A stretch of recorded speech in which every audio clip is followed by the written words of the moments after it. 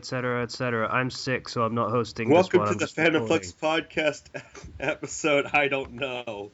119. Yo, he just 119. jumped your intro. He couldn't even wait for you Yeah, to. he did. He couldn't even wait to tell people why I'm you're the not host talking. this What did you expect? He fucking loves doing the hosting, like, Well, also been like you're sort of sick, eagerly, so I want sort of panting behind me, just waiting for the opportunity to say, "Can I do it? Can I do it? Can I do the hosting? Can I do the hosting?" Every time. He's episode got the opportunity.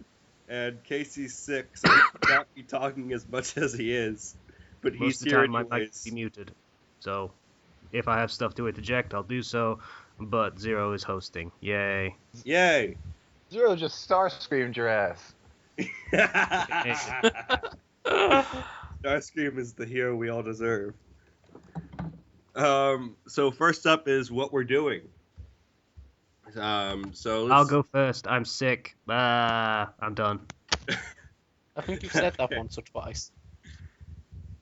Yeah, I think he has. I'll elaborate. I'm sick. It's the first time I've had flu in like 10 years. I forgot how bad it could be. This is probably the most sick I've been ever. And it really sucks. But I'm also off work, so that's kind of nice, I guess. No, it's not nice. It's still miserable.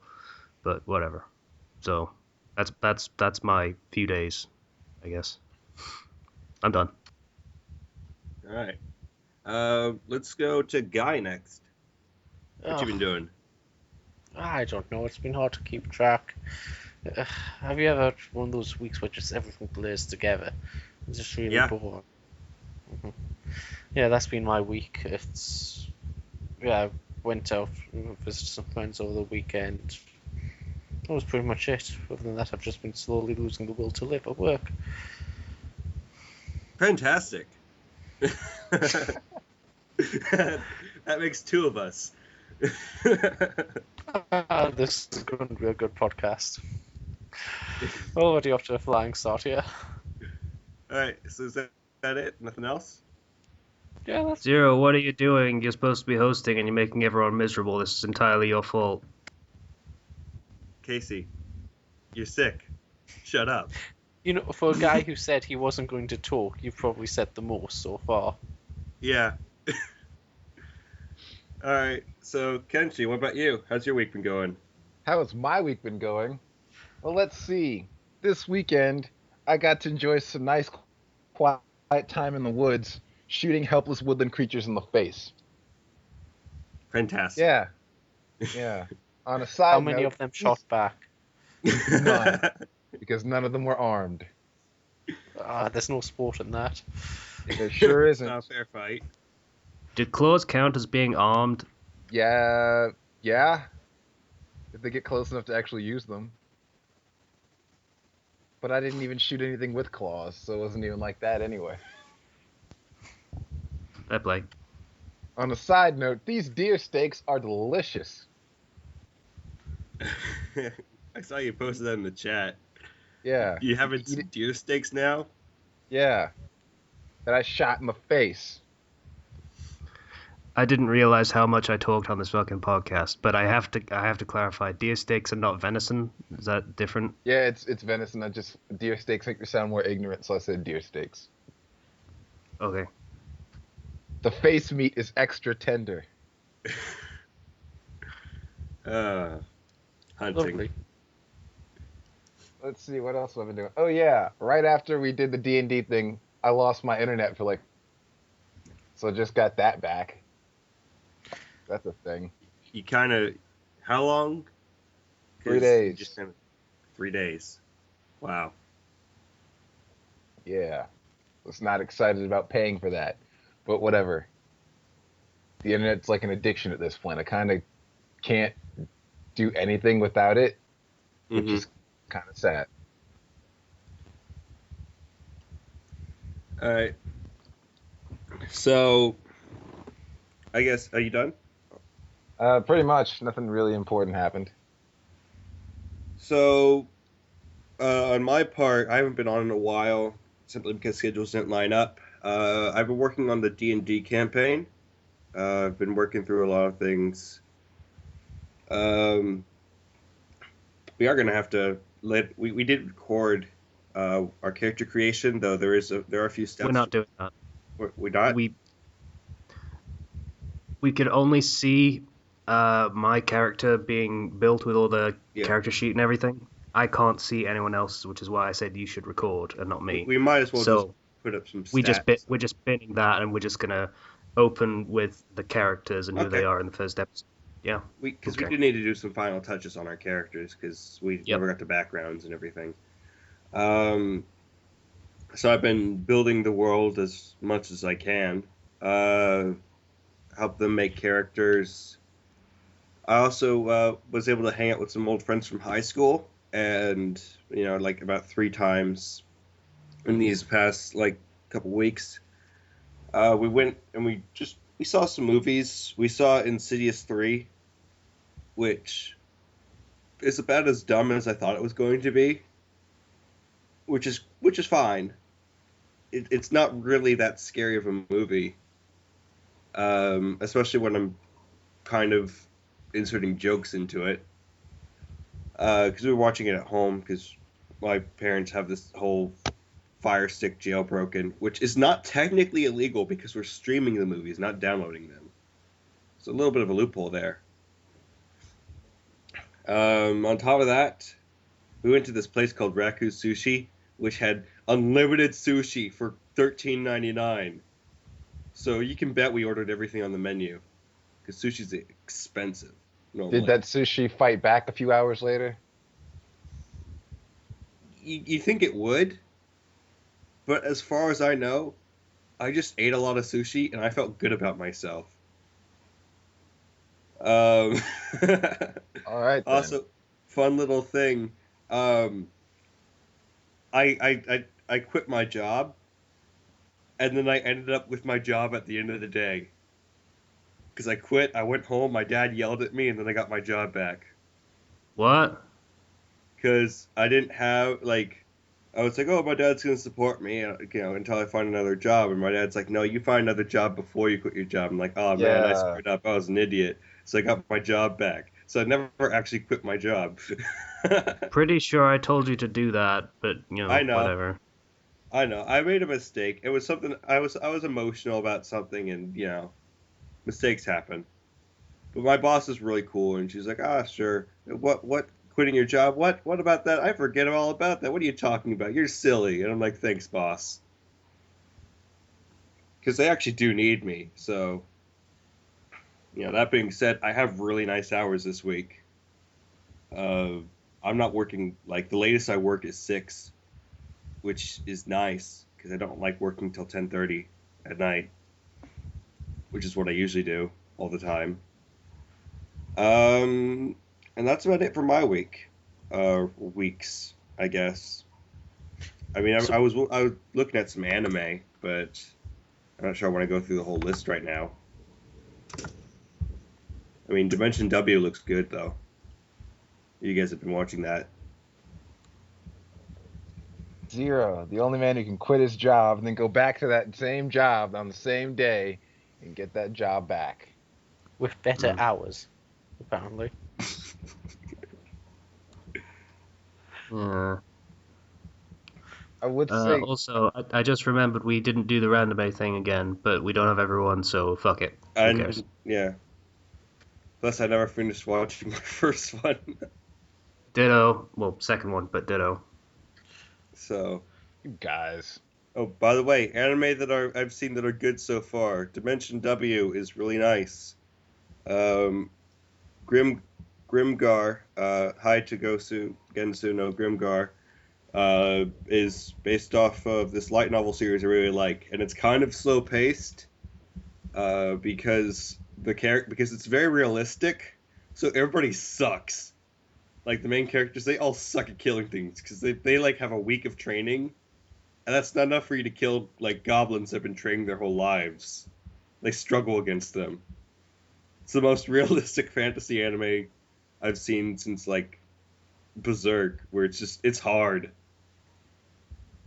On top of that, I'm also going to recommend Gifting the Wonderful World with Blessings, or as the Japanese call it, Kono Subarishi Sakai ni Shuku fuku whoa.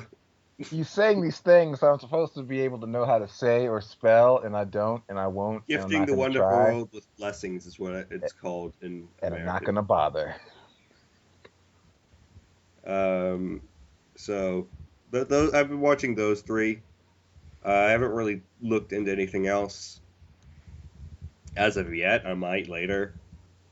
And that's about it for my week.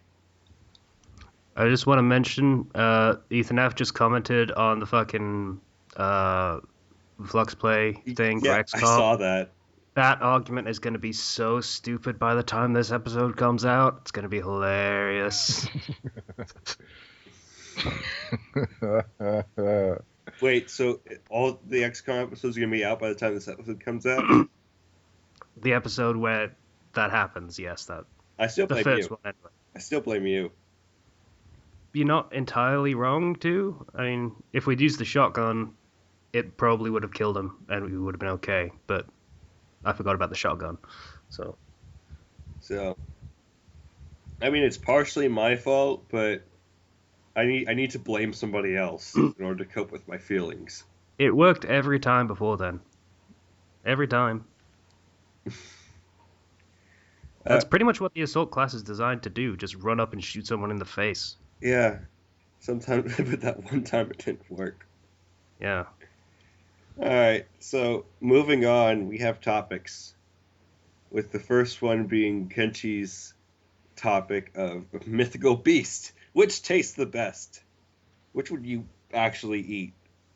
Like, what would be the top of the top? So think about whatever mythology you'd like to use. Mythical beast. If you had to eat them, which one would be the most flavorful? Feel free to pick multiple ones and argue their merits of taste. Unicorn, obviously.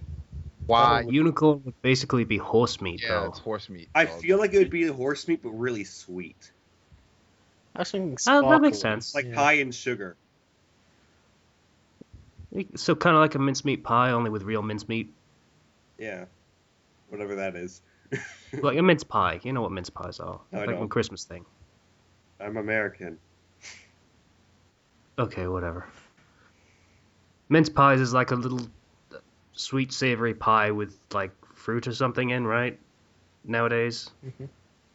Yeah, but they used to have like mincemeat in them, so it probably tastes like that, but with mincemeat.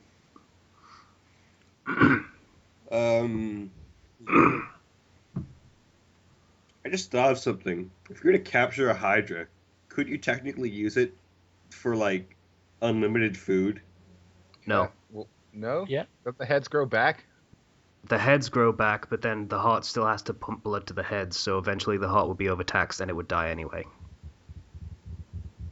Okay, never mind then. Well, it all depends on how you feel about eating reptile regardless, so. Yeah, I mean, likewise, dragon would taste terrible because it'd be like lizard meat and it'd be gamey and it'd be horrible. Well, alligator tastes like chicken. I would imagine dragon would be very spicy. I mean, with that fire in it. Is... We're all missing a pretty obvious one here that's a very good pick for multiple reasons. Phoenix What? be very good to eat. No, it would be too hot. Yeah, I feel like you would. Yeah. I feel like you would eat it, and it would reconstitute itself back into a phoenix inside your stomach. You're not Yeah, it'd eating... basically it'd be a combination of chicken and a charcoal briquette. It'd be horrible. Guys. Griffin. I'd like to try a griffin. I don't have Griffin? any idea what. I've never tasted an eagle, so I wouldn't know what it would taste like. Eagle probably tastes amazing. I'm just gonna say. I think the badassness of eating an eagle just makes it taste better, but I don't know whether that counts as actual taste. Of course it does. What's Griffin might be good. Or hippogriff. You know, I'm gonna take. Isn't that like half horse, half like bird? Yeah, Wouldn't that just be horse meat again? Horse meat It is would also pretty be bird horrible. meat. So I don't know. Let's look in the D&D monster manual. I want- Beholder cooking meat. guide of the D&D Let's try section. beholder meat, shall we? Mimic meat. It's not really Ew. meat. Ew. Minotaur. That would be. Minotaur Oh, that'd steak. be like steak. Yeah, that's steak. I mean, isn't that part human too? Cannibalistic. Okay, Yeah, it'd that's be kinda long like steak. cannibalism. Okay. Man.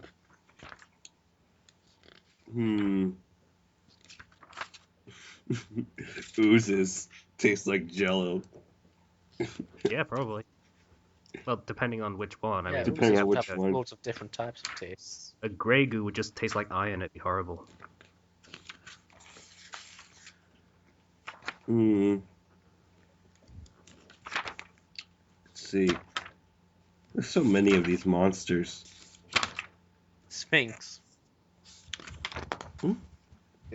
Isn't that like a cat? Yeah, Yeah.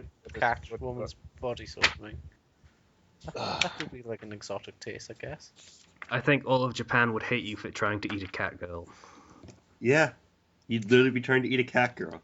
That's like the symbol on their flag, you know? It's a cat girl. Yeah, that the flag is just really, really zoomed in shot of like a cat's eye or something. Yeah. You zoom it out, it's a cat girl. Yeah. That's the stupidest thing I've ever said. I should really stop taking these pills. Keep taking these pills. You're much more agreeable when you're on dope. You haven't cursed it. You You're haven't much cursed more at one of, You haven't cursed at us once since the podcast started. Did you not remember the part where I was giving zero shit about being a terrible host? You didn't curse at him. That's true, I suppose. Okay. Anything else? What about trolls? How would trolls taste? Ew! Well, that's a Picking the That's worst also things. rock, aren't they? Like a giant sweaty dude that's been walking in a swamp for 3 months. No, but That's trolls exactly are what I was basically thinking, just but rock. I mean, I they just turn wanted to your stone. reactions on that. Well, there's different types of trolls. There's like forest trolls that are kind of like plants. Okay, we said sort of. dragons might be spicy. What about wyverns? Okay, I think you're confusing spicy with actual fire. That's Well, you no, call it hot, but it's more of a homonym than anything else. I'm thinking of all It's the not actually chemicals hot. that must be in dragons to make them breathe fire. Which, Okay, then it would taste like kerosene. yeah, probably would. That's not spicy. Well, that's But Yeah. how do you know what kerosene tastes like? Have you ever tried it? Yes. Don't ask. Life is interesting. That's all I need to say about that. On this note, what about yetis? it's kind of like half I don't know. ape or something, Like right? Monkey? Like, what does monkey taste like? I don't know. Bite I don't yourself want it. and find out. No. No, for multiple reasons. Well, in D&D, different types of dragons breed different types of things. So, Yeah. Well, So we need a dragon that breathes like candy or something. well, there's one that breeds lightning. Or yeah, acid. but the thing is the breathing whatever element magical in nature, or is it just like they have a gland or something? If it's like a gland, then you're eating the gland, in which case you're not going to taste it otherwise. And if it's magical, then I don't know. Does magic have a taste? I don't know. That's We're getting something to your some character would want to pretty, find out. Probably, yeah. I was thinking if it was more chemical. There must be some The sort of... D&D campaign is just going to be you guys trying all the things that you kill. It's going to be Toriko, but in D&D setting. I'm going to make sure that Nick does that. I can convince him to do that. I'd be okay with it. Like, my character is a gourmand by association. He wants to do all of the things. So, eating all of the things is included in doing all the things. I'm still sticking with Phoenix. I think I got a good feeling about Phoenix. But what happens when it reincarnates?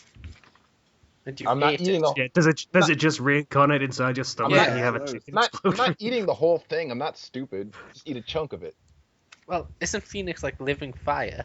No, it's a Yeah. bird. Depending on It's how not- you interpret it. Yeah, I've always thought of Phoenix as living fire. Basically, in the shape of a bird. It's a bird. Are you meant to But- cook it then? Yeah. I'd say. Okay. How? I don't know. How?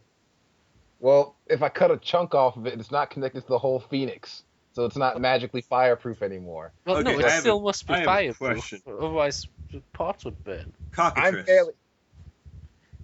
Cockatrice. That's Oh, that's that's Oh, that's yeah, that's like that's chicken lizard. and lizard.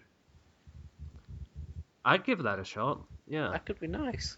Like Yeah. the chicken flavor combining with the texture of the lizard meat. Like, I don't know, or maybe the other way around.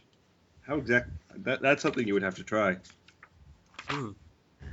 Could be interesting. Would you eat I'm a going with traditional cockatrice. chimera? The Alright. cockatrice is a snake that was born from a rooster egg. It goes something like silly like that. That was basilisk. Yeah. Yeah, cockatrice is like, it's one of those chimeras. It's like part chicken, part lizard. Chimera. That would be a nice one. You get so many What, different. the lion, the snake, and the Goat. goat. Yeah. That would be a nice one. So many different tastes. And That actually would be a really nice one. Because goat meat is supposed to be good, right? Snake is like a delicacy in some countries, so Chimera in D&D is lion, goat, and dragon. There was no need for there to be a dragon involved in the chimera. D&D. There really No, isn't, but they there did it isn't. instead. And this is Why? and this is why my character is gonna have a personality trait that despises dragons. Everything about them. only because they're bigger and stronger than he They're is. not. He'll prove it when he runs into a dragon. I look forward to it. I'm gonna watch him just try and one-shot a dragon. It's gonna be hilarious. I can't wait. yeah, if my character faces a dragon, he's probably going to feed you all to it to get away. That's probably going to be his game plan here. Okay, we have to... Slice's character is an Aarakocra. That's a bird person. How would that taste? What the actual What person? type of bird?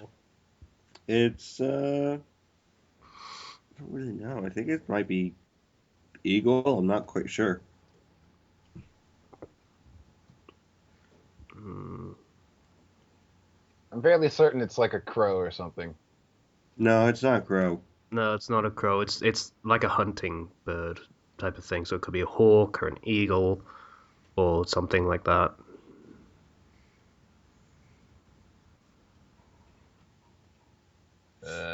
It's, I don't know. it was funny when Slice was going to play an Aarakocra rogue because Aarakocra have no concept of political borders, property ownership, and the value of gems and gold mean nothing to them.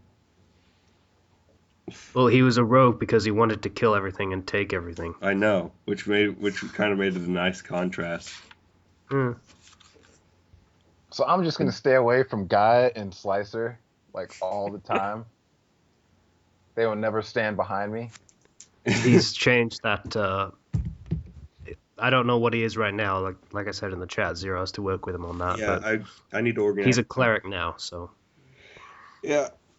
Yeah, don't worry, you'll be fine, Kenshin. My character hates mages.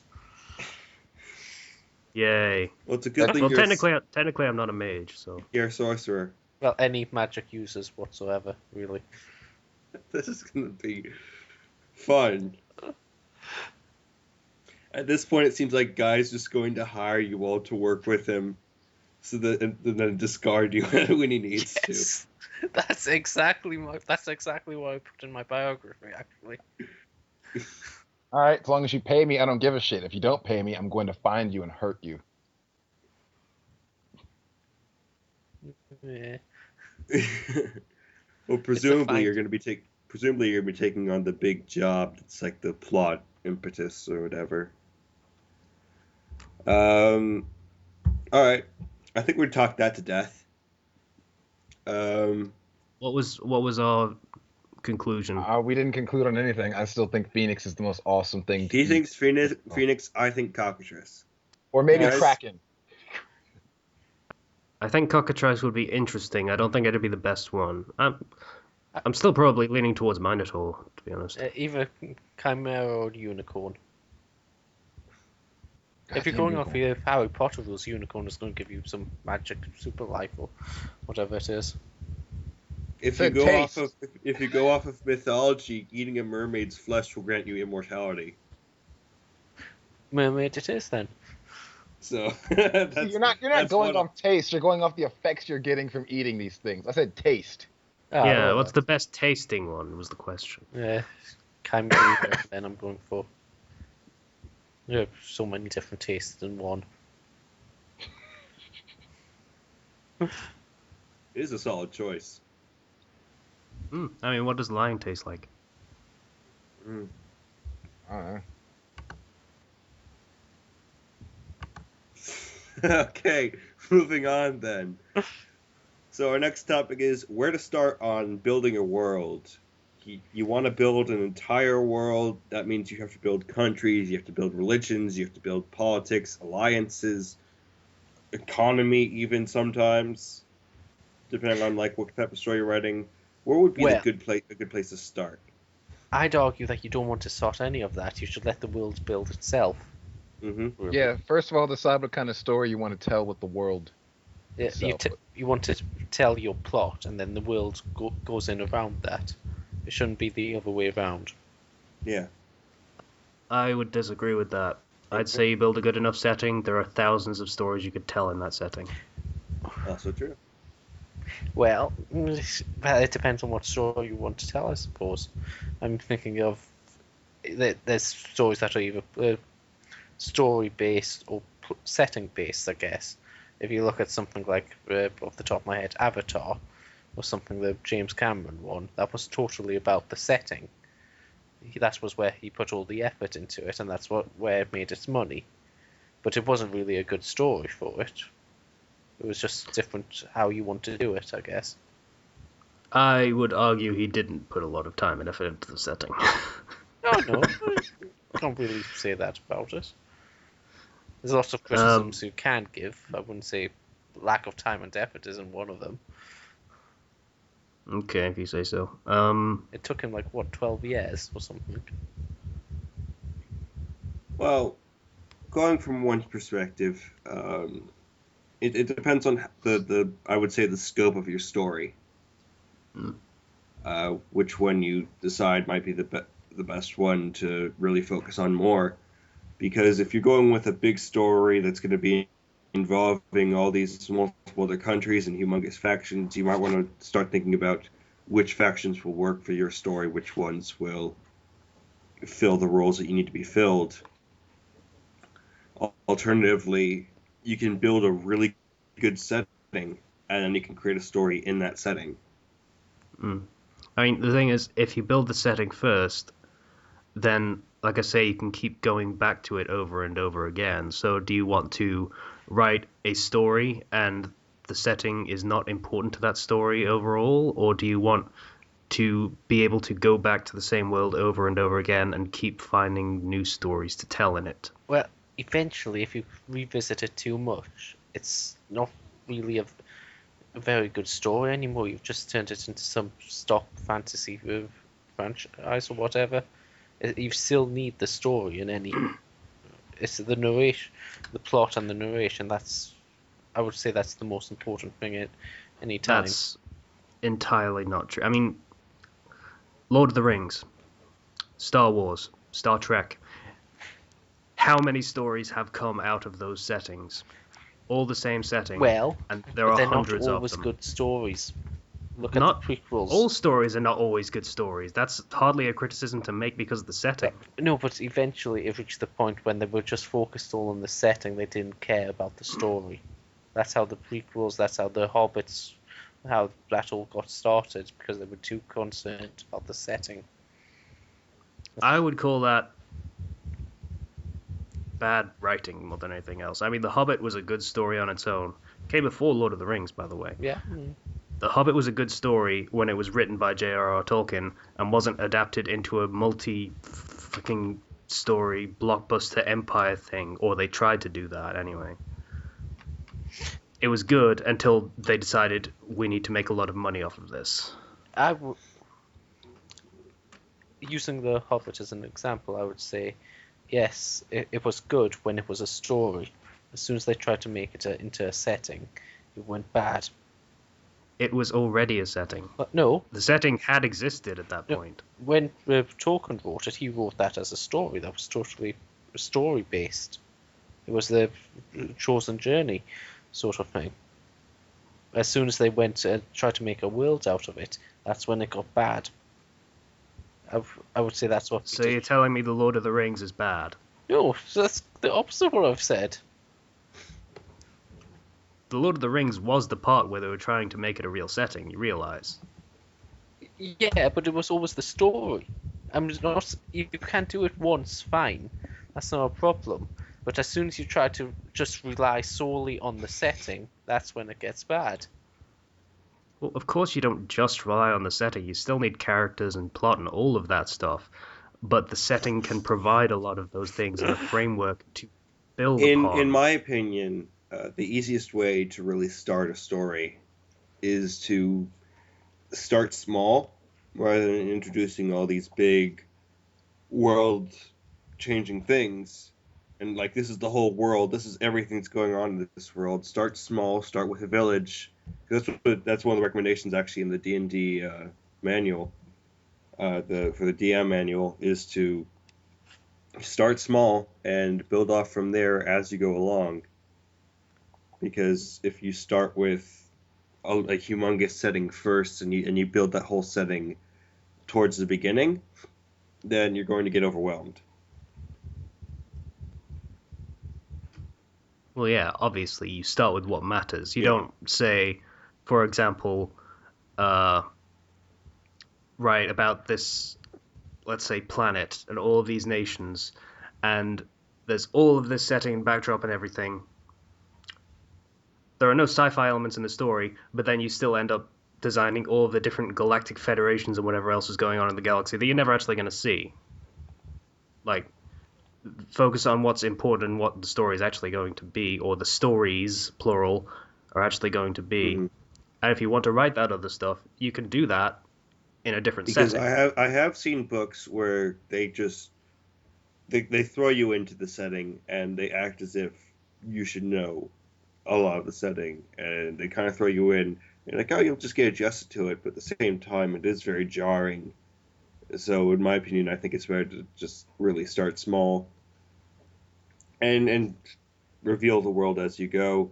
In terms of where to start with the story, setting building, do you guys think you should start introducing other countries first? Where does religion fit into this? How do you prioritize world building? Well, I just want to say before we move on, I think, yes, you're right. Maybe you should start with the small stuff and introduce people to the setting. As far as starting the story goes, that's perfectly fine. You're absolutely right. But a good backdrop and a solid framing of what the setting is means you are a lot less likely while writing the story to contradict yourself. Because it will all be there. Mm-hmm. It's all set in stone and you know what you're doing and what you have to work with. If you're writing by the seat of your pants, so to speak, and you're just sort of making up the setting as you go along with the story you want to tell, then it's entirely possible, if not likely, that you're going to start contradicting yourself before too long and ignore some rules in favor of just telling the story. Well, I mean, you don't have to have it super in detailed for your entire world, but necessarily have a good idea of where exactly you plan on going. No. Yeah. You just need to have enough of a framework to know what you have to work with, is what I'm saying. I'd argue a different point to that. If you're going for something like a hero's journey sort of thing, where it's focused mainly on one character, like for example Star Wars, Lord of the Rings, so it's all one character's journey, then yes, you should start small, you should build it up because that's what the character is doing. Mm-hmm.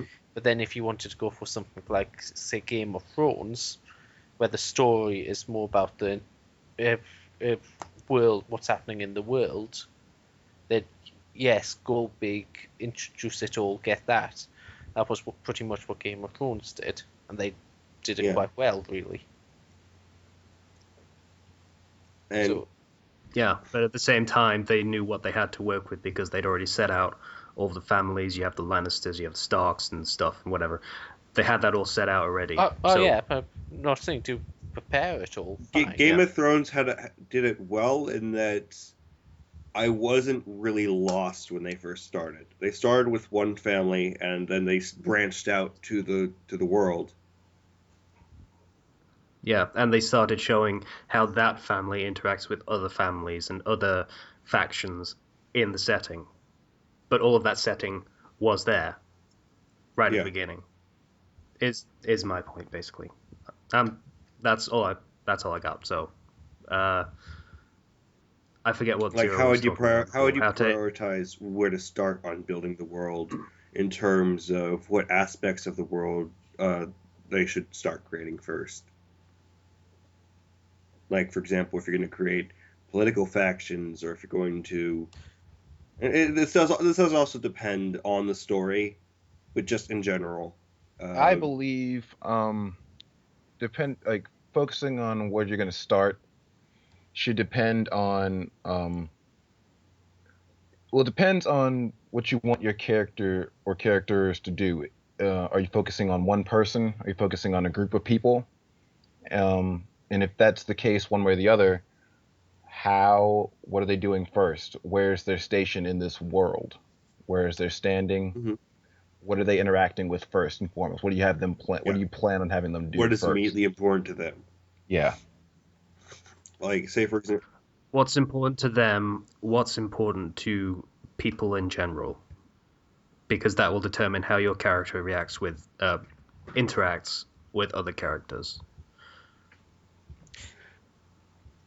I- Like, say for example, the setting is very focused on doctrine. It's very religious. Then a lot of the interactions between characters are going to be colored by that sort of outlook. I would say there's a lot of different ways you can introduce the setting, but the most important thing is that it's got to be smooth. You've got to do it naturally.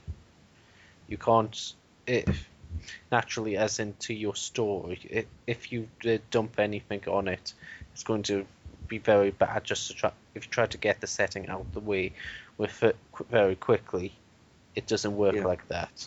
You've got to make it Oh. flow smoothly. You've got to put in a plot there.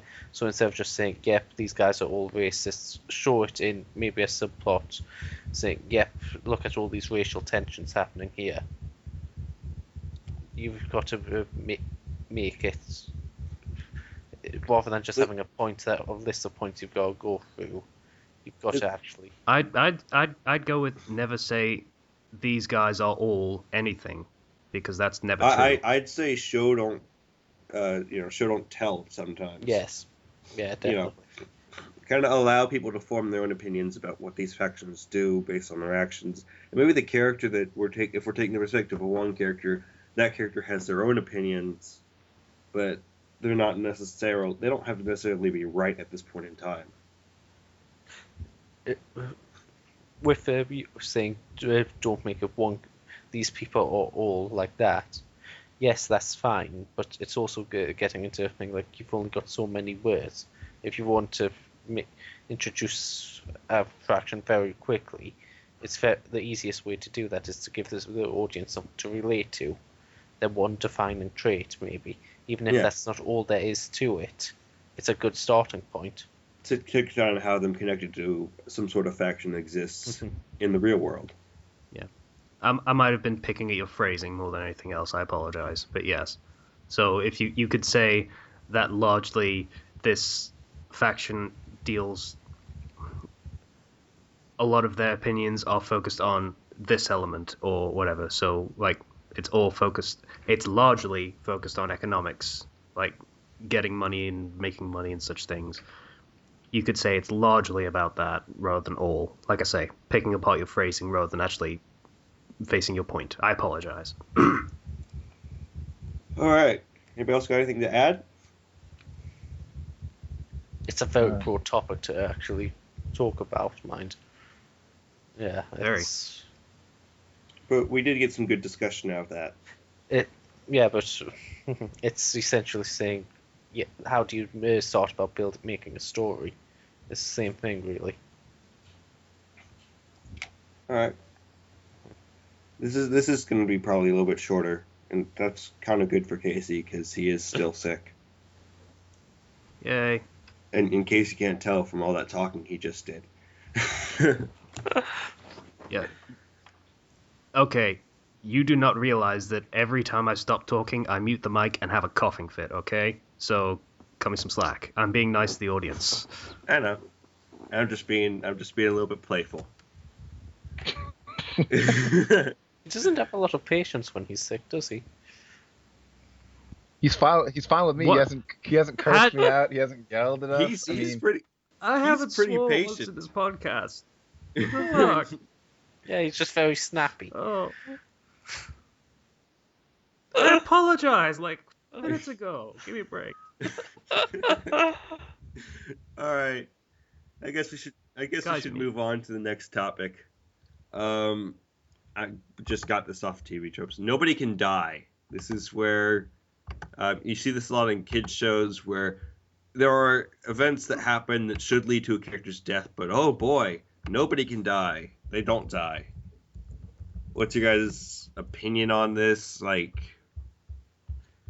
I think it's appropriate for kids shows, but what do you think about like having that in other scenarios that are not necessarily cartoons? I think it's not appropriate for kids shows. That Okay. depends on. I would say it depends on the reason you're saying nobody can die. If you're doing it because it might be too gruesome, we don't want them to handle that. Like Here's the characters thing. are allowed to say kill or die, but nobody actually ever does any killing or dying. Yeah, I am very much against that. I follow Don Bluth's opinion of as long as it has a happy ending, kids can handle it. I think that was Don Bluth. Might have been Stephen Moffat. But still, as long as it has a happy ending at the end of it, it's fine, and kids will be able to handle it, more or less. I mean, Disney workist? What the fuck does workist mean? Focused on this principle as well. I mean, like, Lion King, Bambi, what have you. Mm-hmm. They all work on that sort of idea that kids will be able to deal with this. They'll be sad when it happens, but it'll all turn out okay, and there'll be a happy ending at the end of it, and kids will be fine. All right. Kenji, what's your opinion of this? I hate it so much in especially kids shows where there's fighting and there's guns and things like. And they're using lethal weapons. Yeah, I mean, come on, you can't take it serious. It's such a. Hey, remember when E.T. had a recut and they replaced all the guns with walkie-talkies? No, because I didn't look at it. Because I'm smart like that. So, is this topic more about censorship rather than immortal characters then? It's You could argue it's about censorship and self-censorship. Like, oh, kids are going to be watching this. We can't have anyone die. That'd be sad for them. you see characters running around with guns and swords, and they slash people, but there's no mark. They're not using non-lethal weapons, but the people don't die. And Oh characters no, that go no, no, through no, no, no! The situations- worst thing is not that they're using swords and slashing people and it's not leaving a mark. It's that they're swinging swords, but only seeming to use those swords to get other swords out of the way so they can punch people. Yeah. Yeah. Again, remember when the Ninja Turtles just started using, like, throwing trash cans at people rather than actually using the ninja weapons that they have? What's the one that on the old Spider-Man cartoon series? During the entire run, Spider-Man never once actually punched anybody. He was forbidden to Really? punch people. When was this? Would that be that might have been Yeah, the 60s 60s Spider-Man, maybe? Spider-Man. Because 90s Spider-Man was awesome. Yeah, 90s Spider-Man was pretty good. I think I might have watched that as a kid. I don't know. I think generally our opinion is, it's not good. Because it I'm going to be perfectly honest because I just realized this. Last Airbender, I'm not sure I remember anyone actually dying. Jet was implied to have died. Right. But you never actually really see too many people die. Like, there was a whole war I scene think there's that some happened characters that die. Gosh darn it, but it's not nearly as common as it should be. Yeah, they don't really show mooks dying. Like, they have gigantic battle scenes of, like, the invasion of the North Pole. You didn't see anybody die. You saw all those ships get sunk. No, you saw like 6 ships get sunk, and like, yeah, probably everyone on Yeah. those ships died, but they never bring it up. Well, actually, I don't mind that. I never minded that at all, even when I was watching it, because it was done well. It didn't distract from the story at all, and they didn't shove in the scenes. Oh yeah, look at these people dying. I kind of mind it in hindsight, mostly because the main character is supposed to be a pacifist and showed no concern or regret for the people that he sank to the bottom of the ocean, and then after that had no character development of, hey, maybe the Fire Lord maybe I should just, rather than spending 2 entire seasons trying to find another way to do it without killing him. Just saying. That bothered me in hindsight more than anything else. You run into the problem where, you have corporations and people who make these cartoons, or in other works really, where it's just like nobody can die because dying is bad and dying causes emotions, and some people aren't maybe ready to see these characters die. But that does detract from storytelling, because it does detract where you put into these situations in which realistically there should be death, and to just ignore that and shove it to the side tends to take away from the storytelling a little bit. I would argue with that mind, actually. It's storytelling doesn't have to be realistic. It doesn't, just because there should be death in a realistic setting doesn't matter. Now, I agree that if you're writing a story and then somebody says, oh no, you can't do that, you've got to force these characters not to die, then I would completely and utterly agree with it. It shouldn't happen. But if you're writing a story where nobody dies, even when they probably should, just because it's not that type of story, having a death scene, it doesn't add anything to the story, then yes, go for it. You don't need to force the characters to die. You don't need to force death, but at the same time, death is an important part of life and an important part of character development. Not always an important part of the story. Yeah. Stories don't have to include death. It depends on the story, obviously. Like Avatar, I would argue that Avatar would probably have been improved if that might have been touched on at some point, but it kind of it never has to be the main focus, but at the same time, ignoring it seems a bit negligent. Ignoring that happens at all. It's a bit disingenuous to ignore that death exists. It's a bit false. I don't appreciate it, but these are supposed to be kid shows, and what that actually means is largely up to the storyteller, really. I mean, like I say, I follow I believe it was Don Bluth. I follow that ideology of storytelling, but some people don't, and that's valid too, I guess. So, and this can be largely avoided just by making situations in which somebody, it's in which doesn't make somebody die would be to force it. Just to avoid situations in which this character will definitely die in this situation, and make it so that random death scene here. Yeah, you gotta change it so that you don't run into those situations where it feels like it's forced to make them live. Would be what I'd recommend. That way it comes off as more natural that nobody dies, because nobody actually ended up in a situation that was absolutely hopeless. Well, but at the same time, that does detract from tension. Playing devil's advocate here, that I would say there's a fine line that you've got to balance. Because if you put in a death scene, there's going to be no emotional impact to it. It is going to be pretty pointless.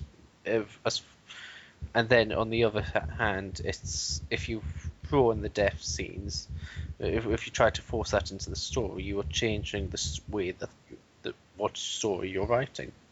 Yeah. So maybe it is a good compromise just to have nobody dying.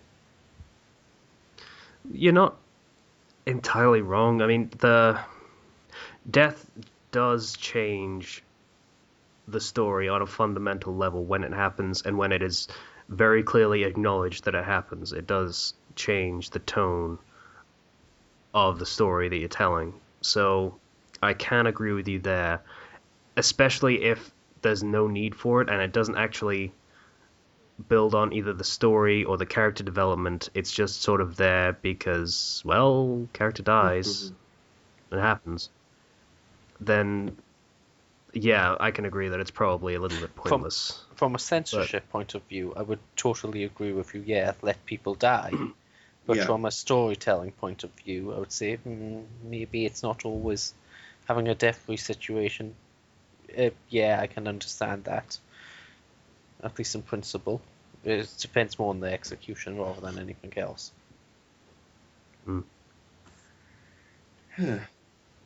Like, yeah, I mean, I brought up Disney before, and obviously Mufasa is probably one of the best examples of why death is important, even for kids, as a part of storytelling and character development. I mean, if Mufasa didn't die in that scene, the story would have been completely different. Like, you cannot tell that story without that character dying, and without acknowledging, hey, this character is dead, everything just changed. Yeah. So, and that is probably one of my favorite kid stories of all time. So, just because characters die does not mean it is no longer a kid's story. Yep. Not or a family story, if you prefer. at all. But at the same time, I would probably say forcing a character to die just because you want to avoid the death-free situation trope. That's not that's not good at all. Yeah, it's. Yeah. I think the key is I agree with just that. don't force anything. And I know it sounds like we say, oh, be natural a lot, but if you're gonna force something to avoid a trope, or you're gonna force something because you want to really not have anybody die because kids can't handle death or whatever. I mean, it to me personally comes off as just kind of wrong. Just kind of let the story go where it goes. But if you really want to write a type of story where you don't want to have to deal with death and the emotional repercussions of that, forcing somebody to live through a situation which they would normally die in, you know. Okay, yeah, actually, now that I'm thinking about it, it definitely wasn't Stephen Moffat. Now that I think about it, it must have been Don Bluth, because recent history, Stephen Moffat, the showrunner for Doctor Who, he's getting a little bit famous for not allowing characters to die. Like, I mean, the most recent series of that show ended, the last episode of the season, probably the most important, the pinnacle of the season, was the writer basically shitting on every rule of the setting to make sure that a certain character doesn't die, even though they were leaving the show at the end of the season anyway. So, yeah. That, especially in Doctor Who, which is a show where characters can and have died a lot, like, main characters of the show have died. Like, the main cast companions of the Doctor have died previously. It is baffling that the showrunner has now decided, okay, no one can die ever, is what it seems like at this point. Like adding a random pointless death, it also has changed the entire tone of the show by completely removing death as an element in the show. It takes away a lot from the tension. Yeah.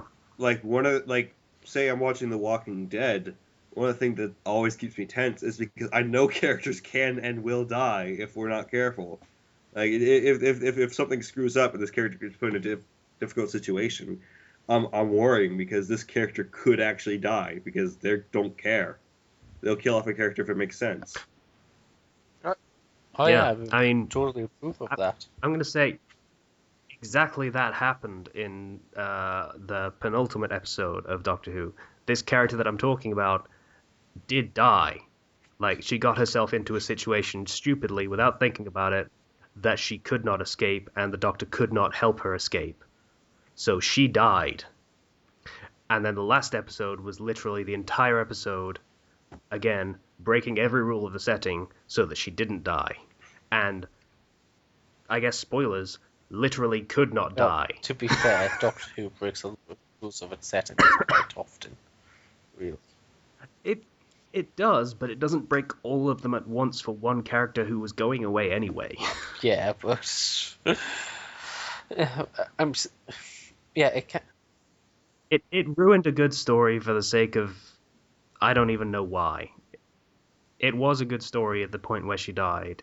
It was a good ending of her arc. And then they completely undid it in the next episode. It was pointless. So, yeah. I had a problem with that. A big problem. Ken, you were going to say something. Sorry. Wasn't it? Oh. Okay. So I'd say, again, kid shows we've already talked about, but if it's in not a kid show, and you have to deal with these characters, like the rules of the setting are being changed or broken to make a character survive or to make a character die. It is forced, and generally people don't like that.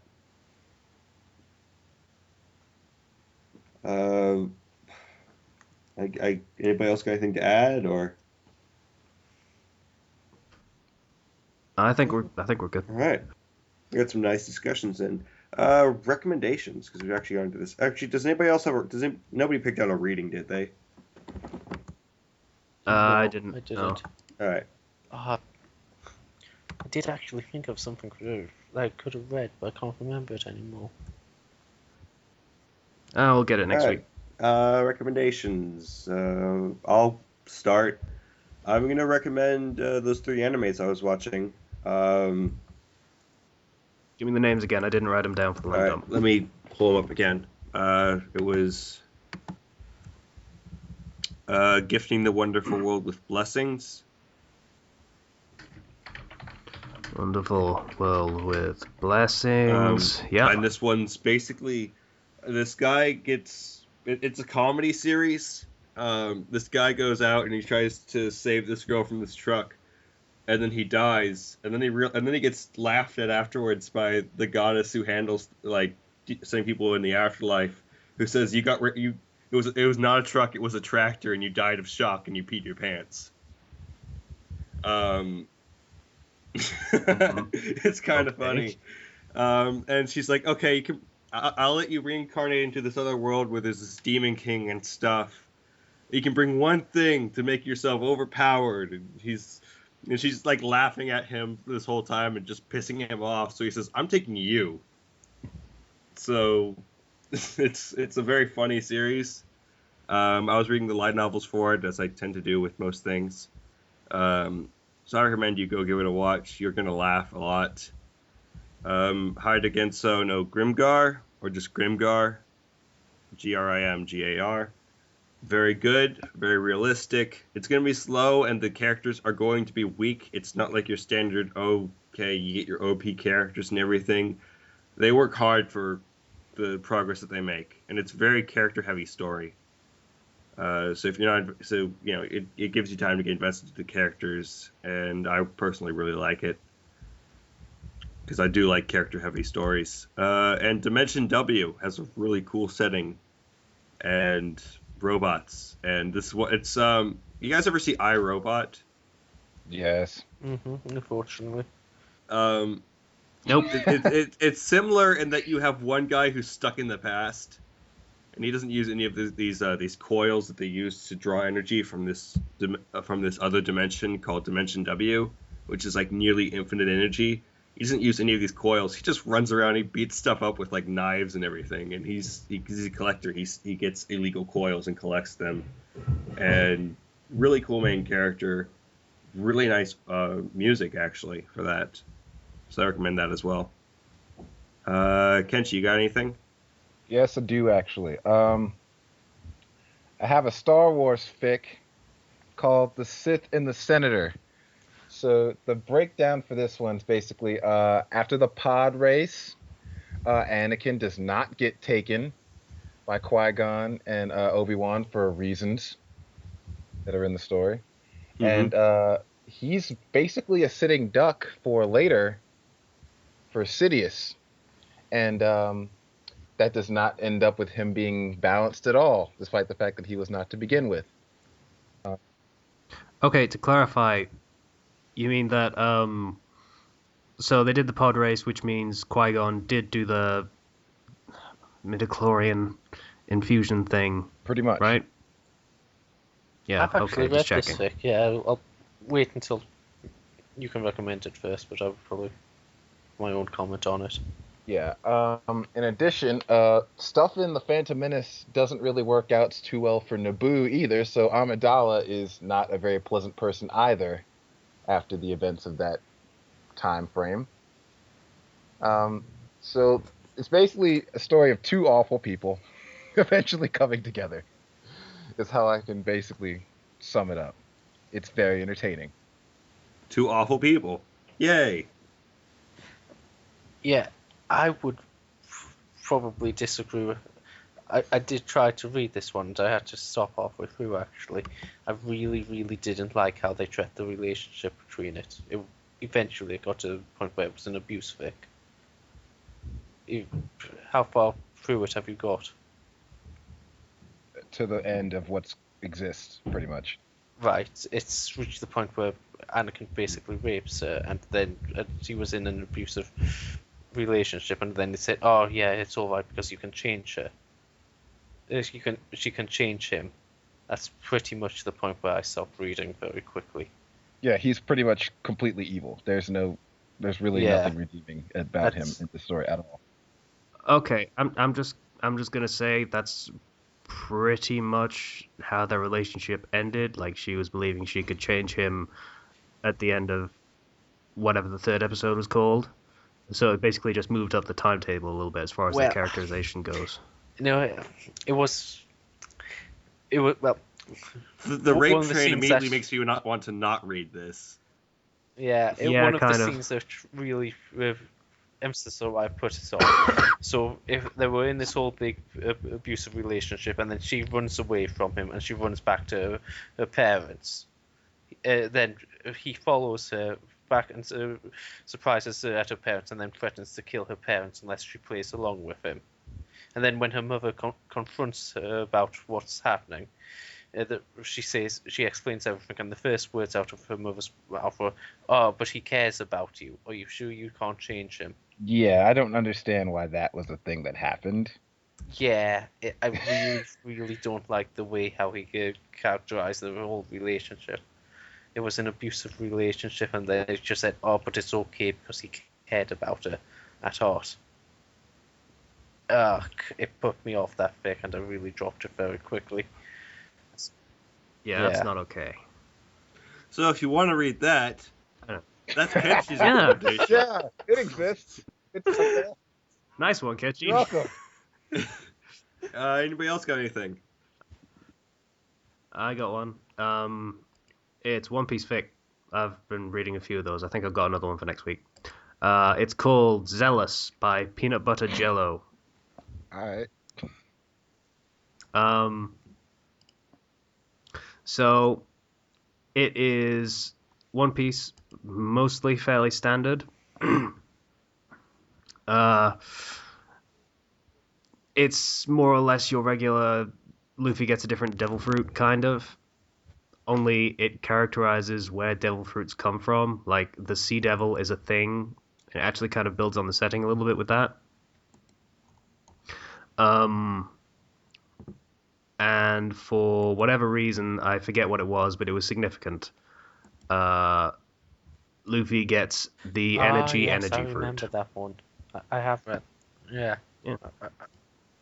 It's not bad.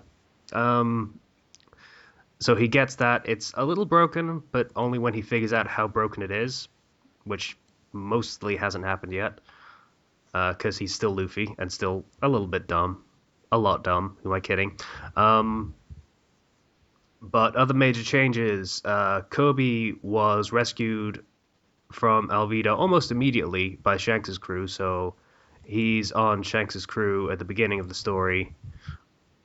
Basically changes his mind and decides to join Luffy's crew when he leaves. So it's those two, and then again Nami almost immediately. I'm not explaining it very well, but it's pretty solid as far as how the characters interact go. I mean, Luffy is an idiot, but kind of in a funny way, which How it's is supposed to be. actually hard. It's a hard balance to strike, especially in literary form rather than through a comic where you can do facial expressions and all that stuff, or through anime where you can do it through movement and do slapstick and stuff like that. Doesn't work quite as well through literary means, but the writer manages to pull it off Link the effect? a bit. I can do that. So I kind of like it as far as it's gone so far. It has been running for, I believe, just over a month. Yep, just over a month, and it's 5 chapters and 21,000 words. So give it a look. It's pretty okay. Worth checking out as far as I'm concerned. Oh my gosh, they did a big author's note in the first chapter. He does, and there's a little bit of, hey, the narrator is the author, so he's saying, hey, I can do stuff, and it stops rather quickly, so don't worry about it. Because that almost immediately made me close it. Simply because... Yeah. I will say he does a bit of that in the beginning, but he stops doing it rather quickly, so all right. It's not a big deal. All right. Coolio. Guy, you got anything?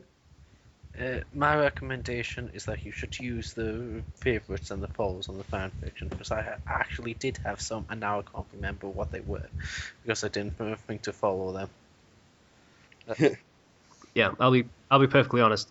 All of the ones that I recommend are ones that I've just... The only reason I remember to recommend them are because I put them on my follows list, and I pick out the ones that really, really spoke to me. Yeah, so I don't use my follows of... Neither does Slicer or Kenshi, as far as I'm aware. I totally do. I just haven't favorited or followed anything in forever. Exactly. Yeah. That's literally what I was saying. You don't use the favorites and follows. Well, not anymore. If I find something I like in my browsing, I'll follow it and favorite it. But I mean, it's underused nowadays because there's no reason there's no excuse to use it. I keep that pistol holstered. All right.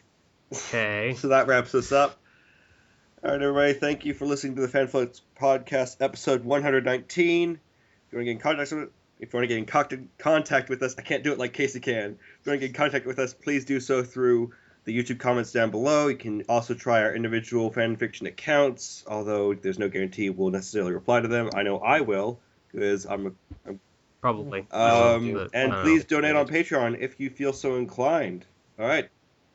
It's probably easier to just use the YouTube easier. comments, to be perfectly honest. So, bye now. Goodbye. Nice try, Zero. I'm still the master. Expert. I'm not a master. I'll get better at it. I'm still sick. Shut up. You keep on saying you're sick. I haven't heard him cough once. I think he's He mutes his pretending. mic. Would you like to? I don't want to. I heard him cough. I heard him fucking cough. I did. don't want to hear it again. I think he's faking. Yeah, I'm not. Yeah, I'm on to you. Yeah, fuck you, guy. Yeah, I'm pretty sure my voice is like an octave below what it's supposed to be, so fuck you, guy. So, whatever. Bye, guys.